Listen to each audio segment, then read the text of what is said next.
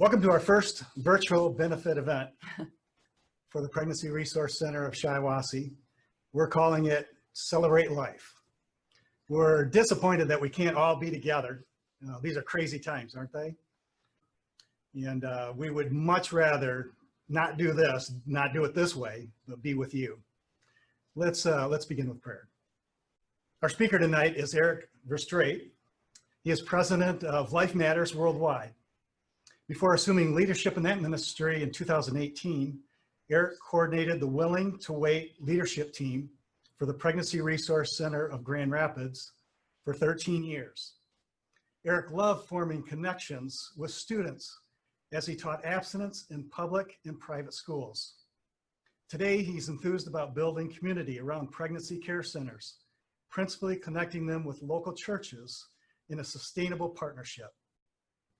Life Matters has started pregnancy resource centers around the world and is there to establish them, not only establish them, but encourage them and support them. We appreciate the ministry that Eric has had to our center, to our board, and to Carrie in over the past 3 months, where he has done training as well as given support and encouragement. What a blessing that has been. First tonight, we'd like to show you our new promotional video produced by Gabe Van Warmer, and we appreciate Gabe doing this, all the time that he put into it. And then after the video, we'll go right into the ministry update with Carrie Carroll, who serves as the director of the Pregnancy Resource Center and is also my lovely wife. To the video. The Pregnancy Resource Center serves the public by offering free and confidential support to both women and men. Located in Shiawassee County in the city of Owosso, the PRC provides free pregnancy tests and classes like prenatal, infant through toddler, fatherhood, budget, special circumstances, pregnancy options, and the Bible. Clients taking classes earn baby bucks to spend on baby items including diapers, wipes, baby clothes, blankets, and more. The program is called Earn While You Learn. It's a program we love. We have a group of mentors that are amazing that come in and help with mentoring in the classes. And we also have volunteers in other areas. We have a resale shop called Elizabeth's Resale.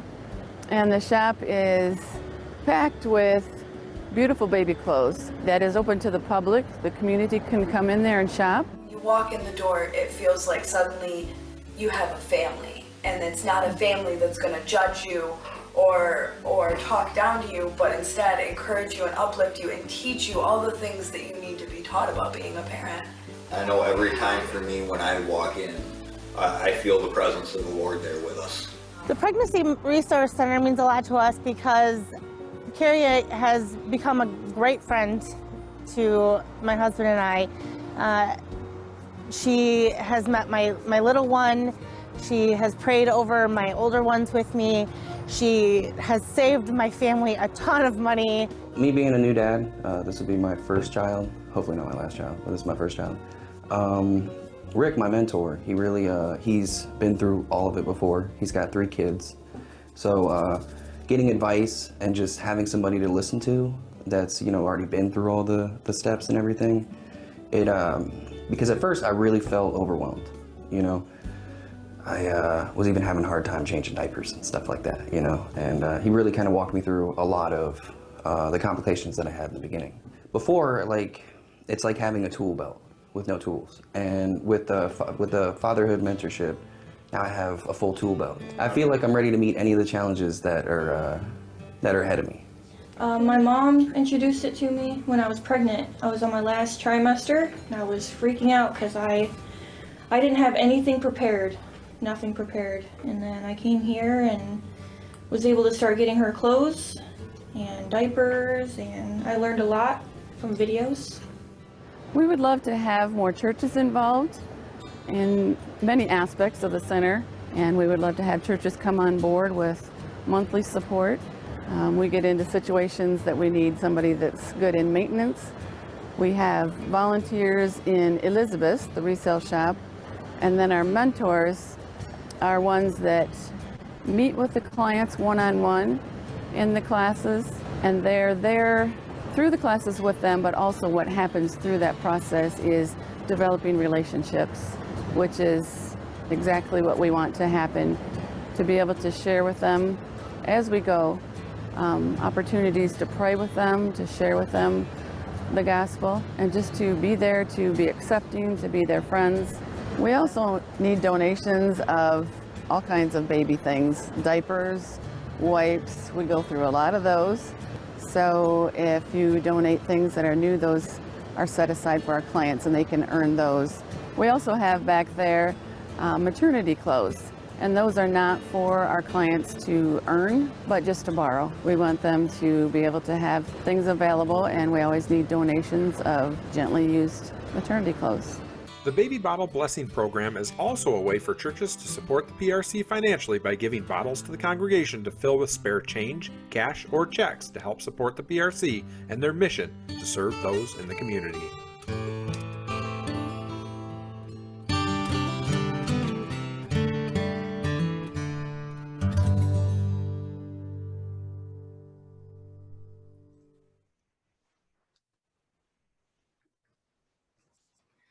I wish I could say it's good to see you all tonight. This seems kind of weird, but we are excited that you've joined us and that you've taken the time to do that. And we're trying something new. We still want to let you know what's happening at the center and how the Lord is blessing, and just to be encouraged tonight. Well, Carrie, it's great to be with you. And so we're just going to dive right into some really good questions that hopefully will answer some of the things that people may want to know about the Pregnancy Resource Center. Obviously, the thing on everybody's mind right now is this crazy COVID-19 virus. Tell us and tell the folks tonight, how has this virus and the effects of it affect the center and affected the clients that you serve? Well, I feel like, to me, a huge thing is to keep in contact with them. We all have gone through the uncertainties and different levels of anxiety with it, but for some of them, it's another level, especially if they're by themselves. So we've been checking in on them, make sure they're all right, just give them a chance to talk, and sometimes that's just what we do for a while. We sit and talk. But also, since they're not able to come into classes right now, they're not earning the things that they would have if they'd been there. So we decided to put together the amount of diapers that they would have earned each week. Okay. As well as formula, wipes, if there's something else that they needed. And they could come pick them up on our porch, of course. Right. And so we've tried to encourage them in that way. They have expressed just a lot of thankful hearts just for even that small thing. I did have a client a couple weeks ago. She was picking up her diapers and she kind of turned around as she's walking away and she said, "Thank you so much for doing this for me." But she got kind of teary-eyed and said, "But I'm not learning anymore. And I miss my mentor." So it's sad in a way, you know, and yet it was very affirming in another way that they're getting it, you know. And you are a significant part of their lives. Yeah, hopefully. That's a really huge thing. So tell me, we love stories. Tell me a client story that has happened as of late that you would like to share with the folks tonight. Okay. Lots of things. One, there was a gal that came in this last year who was just real nervous, real insecure, had a lot of anxiety about her pregnancy, and rightly so, because she had had a lot of physical issues that were pretty serious. So she came in just thinking, I don't know if I can do this. But she was one of those that just ate up everything that she could learn. She was really engaged. She was faithful. She was just always telling us how good it was for her to learn those things. And the cool part was her parents individually throughout that time came in and just said, "I just wanted to stop in and say thank you. We could see a huge difference in our daughter's life. And it's an encouragement to us as parents." And I'll never forget what she said to me just a day or two before she delivered. She came in and she said, "I can do this. I'm ready. I'm ready to be a mom." Wow. So that was cool. And she felt that support from the center. Yeah. And that was one of the reasons that she said she could do it. Yeah. That's awesome. That's awesome. Well, you know, definitely in the Michigan news, you know, with everything closed, the big thing for those of us in the pro-life movement is that the abortion clinics actually were allowed to stay Right. open, and super frustrating, to say, how is that possibly an essential business? Right. Now you get clients that come in who are abortion minded, who are thinking about having an abortion. Can you share a story about that, and then how the center was able to work in and through that situation? Sure. I had a client come in a few months back, and she wanted me to do a pregnancy test. She was pretty sure that she was pregnant, and she was. And she was scared to death to let her parents and family know that. She thought that they were going to be very angry and tell her, you're not able to support another child, you need to abort. And she said, they're going to be really strong. They're going to be forceful about this. She said, that's not necessarily what I would choose to do. I don't think. She wasn't real sure. But she said, I'm just afraid of that pressure. So we made an appointment for the following week. And when she walked in the door, her smile told it all. I just knew that she had chosen life. And she was excited. She was just very happy with that decision and excited to go forward. And I just told her, so proud of her. That's not easy to do when it's your family pushing you otherwise. So I just said, proud of you. We're here for whatever we can do to help you. That's awesome. Yeah. That's awesome. So the age difference that you get within the center, I'm sure that you get some folks who are a little bit older, Right. But a lot of times you get folks who are really young and young parents, and they're a little nervous and they're scared. Have you had a situation like that? What would you share about there's just that youngness Right. that you see when people come in? Right. There was a couple that moved into the community, so they knew nobody. They were out walking, they saw our sign. Sure. And so they just walked in and like, what are you guys about? So we sat down and talked to them, and they were really excited that we had a program that they could earn things for their baby. They were a couple that needed help with a lot of everyday basic life skills. Okay. Before we even get to the parenting issues. Yeah. And so they had asked us, because she was already midway through her pregnancy, and they said, can we spend as much time as possible? Will you do more than one class a week with us? And we said, absolutely. So we spent a lot of time with them, and our mentors just had some really good times with the classes, but also just, those things that rub off as far as just helping with everyday life. And then she was very, very scared, terrified of delivery. And along the way, I had met a doula, a labor coach, Oh, sure. Christian woman in our community. And so we approached him and said, would you ever be interested in this woman coming in the delivery room with you? That could be helpful. Oh, they were just all for it. Wow. So they could not say enough after that baby was born, how helpful that woman was, how it made a huge difference to them. In fact, the young mom just doesn't even think she could have done it without her. Oh, wow. So that was, it's neat how God puts those people in our community, in our lives. I met her before I met this couple. Sure. And it's just fun to see that. God's timing is always perfect. It's always perfect. Now, you, like a lot of other centers across the country and across Michigan, have a program that you have built into the center that really encourages participation, and it's called Earn While You Learn. For those who don't know what Earn While You Learn is, can you just explain it just a moment so people understand that that's a big part? When you talk about earning stuff and meeting with your mentors, that's all a part of this program called Earn While You Learn. Could you explain that to us? Sure. They can start right at the beginning of their pregnancy. There are prenatal classes. So it's prenatal classes and parenting, depending on what stage you're at. So you come in, and once a week, usually, we meet with them. It usually involves watching a DVD with them. Sure. Some interaction, just time of building relationships, asking them where they're at. Sometimes maybe you don't even get to the DVD. Maybe they just need to talk. And that happens, and that's great. I love that. So they come in and they're earning things while they're learning by the fact that they're learning as they go through the DVDs, and then we give them, excuse me, we call them baby bucks. Sure. And they can use those for diapers, wipes, baby clothes, baby equipment.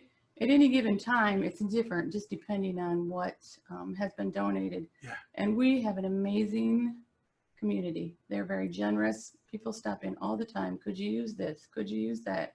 Can I get this for you? Can you call me? You know, when you have a specific need. So, Yeah, for sure. so they're learning and then earning things for the little ones. That's awesome. That's awesome. Built-in education. Yeah. Built-in And with that education. program too comes, sometimes we have clients that maybe already have children and maybe there's been a problem and the children have been removed from their home. So sometimes they just need to come in and have some parenting classes, some support that way to try to For sure. resolve that problem. But sometimes too, our clients can be all done with the program and then they come in and say, can we repeat some of that? And I think you can probably guess what the one they want to repeat the most is. The terrible twos. Yeah, right. Whining right. and arguing. You can't learn all that the first time around. For sure. So For sure. For sure. Well, awesome. Well, Carrie, thanks so much for just kind of bringing us into the world of the PRC for a little bit. And that's why we're here tonight, friends. We're here because the PRC of Shiawassee needs our help. So I just want to take a little bit of time to just kind of go through what I believe that God has on my heart to say to you all tonight. I really believe that God is in the delays and God is in the details of our lives. So as we move forward, you're going to see a PowerPoint that's going to come up on the screen, and it's you're mainly going to see the PowerPoint. And then you're going to see me probably up in the corner. I'd much rather you see the PowerPoint than my bald-headedness, so I think we'll be okay. But let me just introduce myself for those of you who don't know me first. My name is Eric Verstraete, and I am the president of Life Matters Worldwide.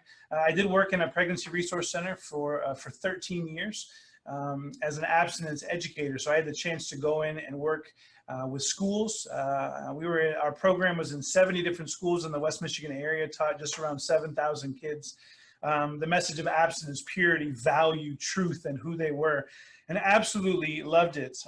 God called me to this ministry probably 2.5 years ago now, and I really believe in building relationships, as was said at the beginning. I believe that in all things that God puts people in our lives, just like Carrie mentioned. He puts that doula in her life before she met that young couple. I just think that that's just amazing. And as I've learned through my journey, is that God is in the delays, and we don't always get it the first time. My wife and I are blessed with 6 children. We have 6 boys in our house. I know you can pray for me and my wife. That's a huge responsibility. And as I always joke with people, the rule in our house is if it ain't broke, it ain't ours, because the boys just break everything, it seems like. But we love our boys. They're from age 19 down to 4, and I certainly didn't get it.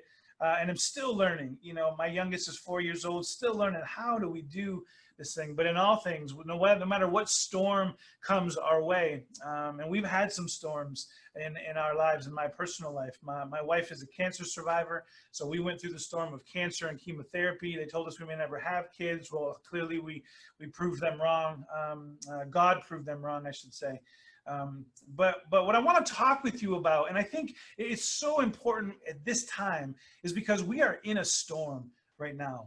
This whole coronavirus COVID thing, this is a storm. But what I need you to take away from my message, I want to open up the book of Matthew, chapter 14 with you tonight. And it's when Peter walks on the water. It's the story of Jesus going to the disciples in the boat. I want you to know that our God's power does not change through the storm. So I don't know what you're going through right now. I don't know what storm of life you're going through, but you need to hear clearly tonight that our God loves you. And you need to hear clearly tonight that his power is not affected by the storm that you're going through or the storm that we're collectively going through. I do know that the PRC over the last few years has gone through some storms. You know, they had an executive director that left them. They had a board chairman who died very, very suddenly. And those are storms, you know, but God continues to weather this amazing group of people. And that's why you're here tonight. You're here to hear what God is doing, but you're also here to be reminded that God does not change, and his power is not affected. So we're going to pull up the PowerPoint now. And this just short little message that we have for you tonight is called the storm, Jesus the storm calmer, and it's really from Matthew 4, 12 through 13. So what I want you to see is, and we're getting some technical things here going. Having just a few, there we go. So here are the main points that I wanted to take away from this before we start reading this passage quickly. Number one, God is in the delays. Jesus came to them.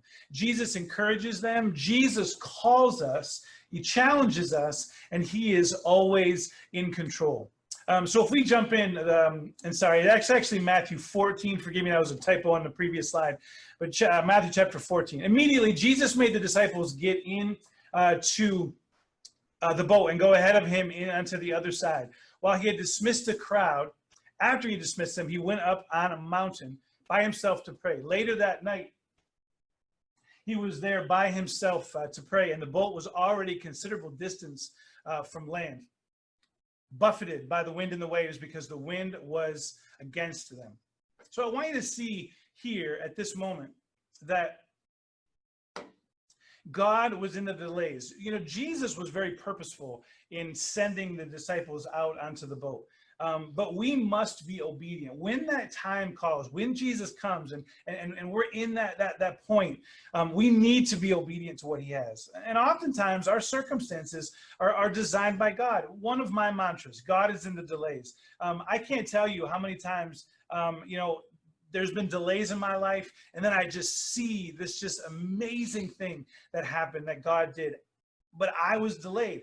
I don't know if anybody can relate to this. How many times have you lost your keys, or you can't find your wallet, or you can't find your cell phone or something? And I used to get really upset and bothered by that. And now I just go, you know what? God is in the delays, because he may be delaying me so that I don't get into a car accident, or he may be orchestrating my steps. I believe that when Jesus sent him out into the boat, he was orchestrating this, totally orchestrating this.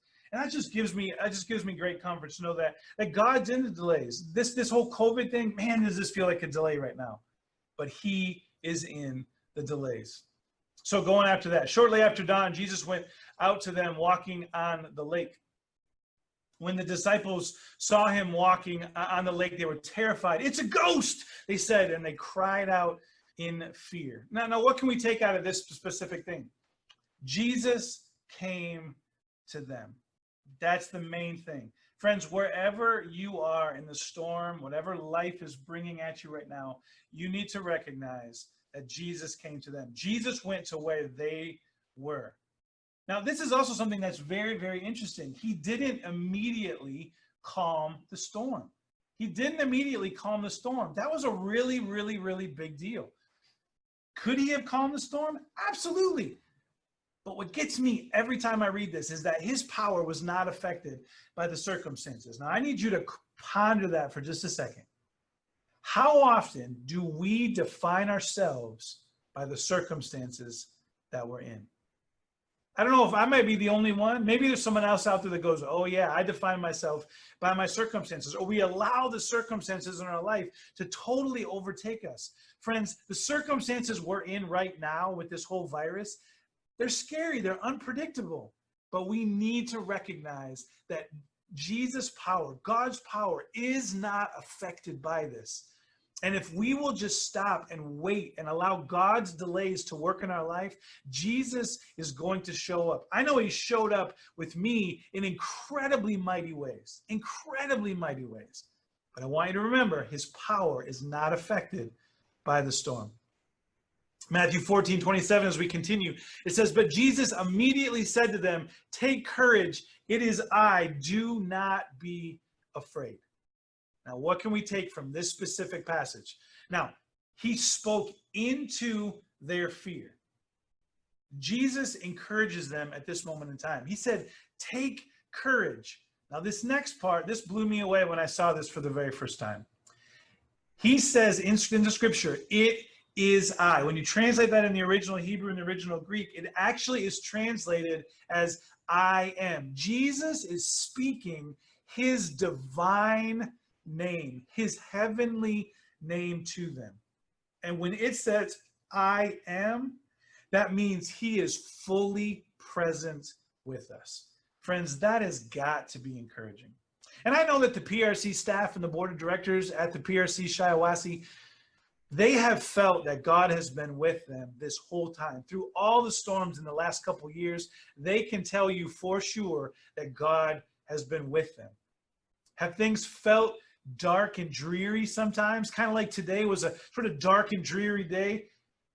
Does that feel that way sometimes? Yes, but then he clearly tells them, don't be afraid.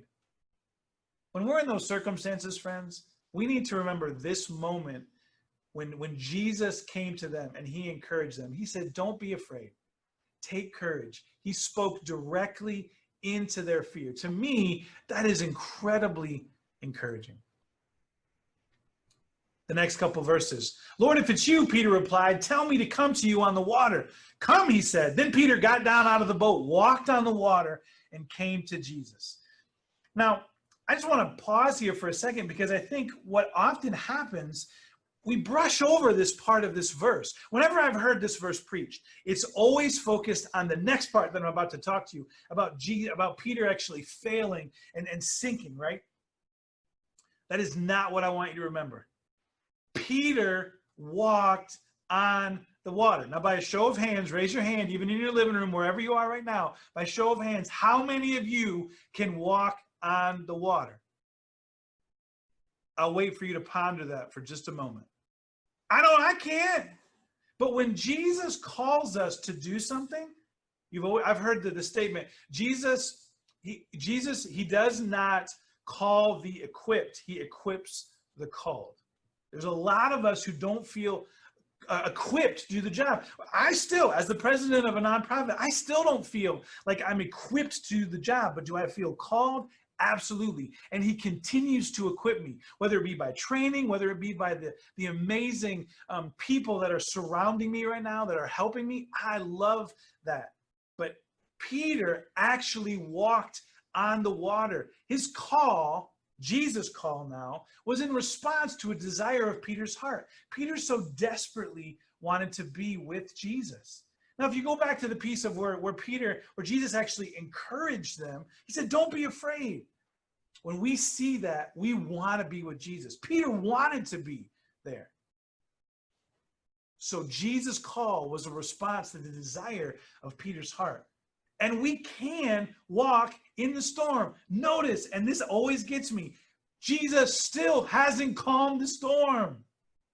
Now, I would think to yourself, wouldn't it be easier, Jesus said, at this point, you just calm the storm and they can just walk back to the boat on this nice glassy water? That would make more sense, wouldn't it? But no, he's showing here again that his power is not affected by the wind and the waves, by the storm that we're in. And friend out there, let me just speak directly to you, whoever this is for tonight. I know you're going through a storm, but Jesus is calling you to come to him in the midst of the storm. He's not going to necessarily calm the storm so you can come to him. He wants to see that obedient step of moving toward him. That's what he wants. And that's what Peter did. Peter got out of the boat. How many of us are willing to get out of the boat? When he saw the wind and the waves, he was afraid and began to sink and cried out, Lord, save me. Immediately, Jesus reached out his hand and caught him. You of little faith, he said, why did you doubt? Now, this is where most people camp on when they see this verse or when they preach about this verse. And I want to show you that Jesus really challenges Peter here. Let me ask you a question. How often do you respond like Peter? How often do I respond like Peter? Oh, I think if I'm being really, truly honest, I probably respond like Peter too often. I worry about things. What does worry help? Worry doesn't help. The Bible is very clear about not worrying, right? Do not worry about anything, but in everything by prayer and petition with thanksgiving, present your requests to God. He says, do not worry. This is not a subtle suggestion. This is a command in Scripture. Do not worry. But yet, do we worry? All the time. But it's a matter of faith, not effort. This is so vitally important. Peter could not get up out of the water by himself. He couldn't just start walking on the water by himself. That's really, really, really important. But why do we doubt? I think we doubt because, again, we allow those circumstances to begin to overtake us. And that's what Jesus doesn't want us to do. He doesn't want us to be overtaken by it. But he challenges us to say, hey, what are you doing in the midst of this? As we bring this home. And when they climbed into the boat, the wind died down. Then those who were in the boat worshiped him, saying, truly, you are the Son of God. Now, Jesus is always in control. We've said that from the beginning. He's in control even of the wind and the waves. If he's in control of the wind of the waves, do you think he can be in control of our world right now, of this crazy virus that is out there? I know so. The wind and the waves did not calm until they got back into the boat. Once they got back into the boat, then he calmed the wind and the waves. There's times that we are going to have to walk through the struggle. But what then is our proper response to this? Our proper response is to worship God.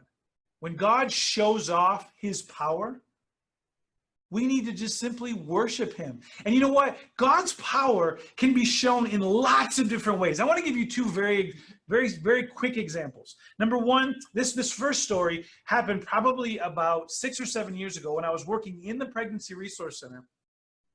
And the center that I worked in actually did STD testing. And I was in the STD clinic. And this gentleman came in and he was being tested for HIV. Now, the only way to get tested for HIV is to have a blood draw. And I explained to him, this is what's going to happen. And I remember him looking at me and his face went kind of white and he said, listen, bro, I don't do good with needles. I'm just going to tell you that from the beginning. I do not do good with needles. I'm like, no problem. I said, before I go and Miss Pat comes in to actually take your blood so we can do the test, do you mind if I just pray with you for a second? And he looked at me funny, like, you want to pray for me? What do you want to pray for me about? I'm like, I want to pray for your veins. He looked at me sideways like, man, you are crazy. I said, I just want to pray for your veins. He said, all right, man. So I just prayed, Lord Jesus, I just come to you in Jesus' name, and I pray for this man's veins. I pray that they stand up at attention and that this may be the easiest blood draw that Miss Pat ever has to do. Amen. And this boy looked at me like I was crazy, like I had lost my mind. But I just said, you know what? Let's just see what God does. And I walked out of the room. And I told Miss Pat before she walked in, I said, hey, listen, I prayed for his veins. So don't be surprised if they like jump out of his arm because this is going to be the easiest blood. And I was just believing that God was going to do a miraculous thing. Because he had told me, listen, Eric, my veins don't cooperate. I don't like needles, but my veins just do not cooperate. So Miss Pat walks into the room and she was in there for maybe like 15 seconds. And all of a sudden I hear from inside the room, no way! Miss Pat, 40 seconds later, comes walking out of the room, less than a minute hardly. And she says, that was the easiest blood draw I've ever had to do. That boy's veins stood at attention like they were meant to be. I walked back in the room and this guy's eyes were this big. He was like, man, what did you do to me? I was like, brother, I didn't do anything to you. I said, but God chose to honor our prayer today. I got to share the gospel with that gentleman that day. Now, he didn't accept Christ, but I tell you what, he allowed me to pray with him. And I got to believe that a seed was planted, and I just pray that more seeds were planted and that man came to know Jesus. But I tell you what, God showed off that day by raising this guy's veins out of his body. It was amazing, okay? Here's the second story. This is just how God chooses to work in our lives in the middle of this craziness. So last week, Kevin, one of my colleagues, and I were at our main office, which is in Grand Rapids. Now we're working from home, because of the whole coronavirus thing, but we just happened to be in the office working on a project together. And all of a sudden we get this phone call, and it came up on the display on the main office number, and it was like a 478 area code. And I did not recognize it at all. So I was like, you know what, I'm not going to answer it. But then that same number came up on my cell phone, and I went, I probably should answer it. So I answered it, and it was this guy named James. Now, James happened to be a truck driver, and he was working for a food distribution company, and he was dropping off chicken for Gordon Food Service, the retail location on Clay Avenue in Grand Rapids, and our office is almost directly across the street. And he gets on the phone and he says, "Excuse me, sir, my name is James, and I got some chicken, and I got 13 boxes of chicken that unthawed in my truck, and I can't deliver them, and I don't want them to go to waste. And I just looked up a nonprofit or charitable organizations closest to me on Google, and you were the first name that came up. Do you do like dinners or something? I don't want this chicken to go to waste." And I'm going, first I thought this dude had the wrong number. But then I went, what can I do with 13 boxes of chicken? Well, I used to work for another nonprofit. I was on the board of a food and clothing distribution company. So I called them up and I said, "Hey, could you use 13 boxes of chicken?" And I said, "And can you be here in a half an hour? Because this stuff has got to, this stuff has got to get in the fridge." Turns out they were able to be there. We were able to bless them. I took a couple boxes of home. We processed the chicken. We've been able to bless other people. And I just go, look at what God got to do. He got to show off. Kevin and I were not supposed to be at the office, but we chose to go and meet there to work on this project just because it was easier to be face to face and be in front of a whiteboard. And that's when James chose to show up. And James chose to give us a call. I went, you know what? This is just amazing. This is absolutely amazing. We're going to go ahead and take the PowerPoint down. So pretty much we're finished with that. But I want to just kind of wrap this up with you and say, I want to just come and just talk with you about God is so in control. I hope you recognize that he can do whatever he wants to do whenever he wants to do it. He can make veins pop out of guys' arms. He can deliver chicken. I mean, this is just, but God is in control. And I want you to know that. And I want you to know that the staff at the Pregnancy Resource Center of Shiawassee, they know that. They know that God is in control. But they also know that they need your help. And so I think as we move into this next section, I want to just be very, very straight with you. A lot of times when you're at banquets, the time of the night when they start talking about money gets really weird. I'm not going to make it weird tonight. Let me just be very straight with you. You have money. The PRC at Shiawassee needs the money. It's really that simple, right? But how can you give? Now, here's where, if you go to the chat bar, if you can have that open, we're going to actually share, up there on the screen right now should be a link where you can actually go right now to actually give. And here's some reasons why we believe that it's just so important that you do this. There's hundreds and hundreds of women that are out there, and men too, who are in really hard times. And these are the folks who are coming to the PRC. And you heard some of the stories of how these mentors relationships are just really growing. And you're hearing stories of people who that they're desperate for wanting more. And they're just so grateful for the PRC actually being there. I need you to recognize how important this organization is to the community in Owosso and in Shiawassee County. I need you to understand just how important they are. And I need you to choose to actually take a step and actually give tonight. Now, they've been through some hard times over the last few years. Over the last year or so, they've had to really cut their budget. But they're being really frugal with their money. So I want you to hear that. So vitally important. in order for us to really help fund them from now through September, we really need to try to raise $25,000. Now, I know that sounds like a huge amount of money. I know that sounds like a huge amount of money. But when I look at all the people who are out there who could give, who have the capacity to give, I want you to just think, how has God blessed me? And how can I then be a blessing? But it's so much more than money as well. It's how are you being engaged with them? How there are ways that we can show you how you can actually begin to pray for the PRC at Shiawassee. There's specific things that they need, and we want to be able to share some of those with you. We want to be able to show you that this is a needed ministry. So often we hear of clients from not only from Shiawassee, but I hear from clients all over the country and all over the state of Michigan, just how vital these ministries are. I don't care what the governor says, but these ministries are essential. And they're essential in the communities that we're in.